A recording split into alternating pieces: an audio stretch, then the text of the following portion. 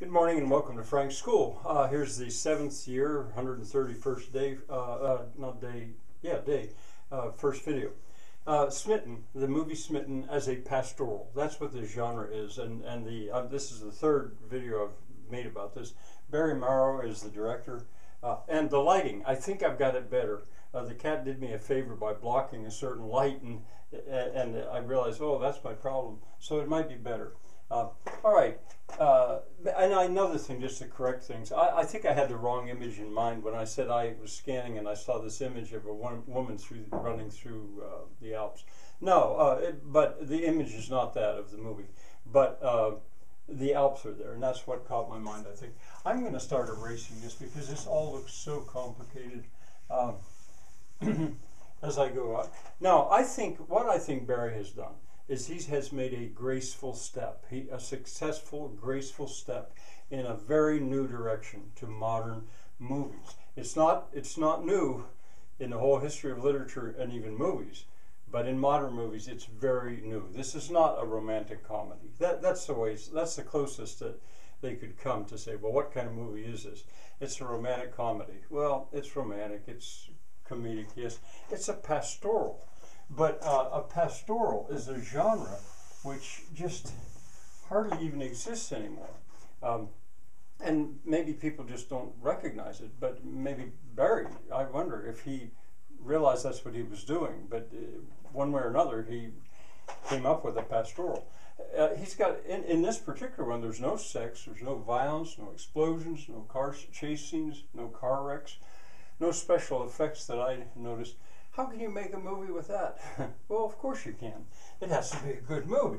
You can't rely on those things. And as in an interview, Barry explains that he purposely avoided those things. Now, typically a pastoral takes place in the countryside, among sheep, pastures and stuff. Doesn't have to be sheep, but the main thing is it has to be in the countryside. It does not, they're almost never realistic. No, they really can't be realistic.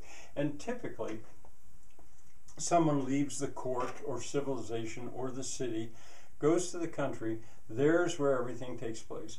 And then they may go back to the city or they may not. It depends. Oh, I forgot to write something down here. It's not the same really as a utopia. I mean, utopia is a word that people are so familiar with. This utopia and what is dystopia? That genre has also fascinated me all my life, probably more even than pastorals. But it seems of late, it's hard to make it. No one is going to put up with a utopia. It's always got to be a dystopia. But I would certainly not call this movie a dystopian or a utopia. No, it's a romp is what I think Barry Morrow called it. It's a romp, but it's in the countryside. It's a pastoral. And in this, they don't return to the city. A lot of times it's left open-ended. Are they going to go back to the city or not? Maybe I'll leave that up there. When I thought of what other movies were like this, well, Doc Hollywood comes to mind. Most of it takes place in a southern town. That's not really a pastoral setting, but it's a rural setting compared to the opening and the close. Well, not the closing of it. So there's that one. Now, A Midsummer Night's Dream is like that to some extent. Well, to some extent, because most of the action takes place in a garden. Or, well, at least they get lost. I mean, in the version I know best, it's all filmed in a garden. And he alluded to that a lot. As You Like It is probably more like this. That's the one, if people say, what did Shakespeare write a pastoral? This is the one they're going to come up with, As You Like It, and certainly like it. Much Ado About Nothing. Yes, in a way I could say the soldiers have come to a villa. Normally they're off soldiering and stuff. And it all takes place at a villa, to some extent, yes. The Tempest, I think so too, because there's a storm and it all takes place on an island. Now, in one way or another, I think Barry has alluded to all four of those Shakespearean works, I think.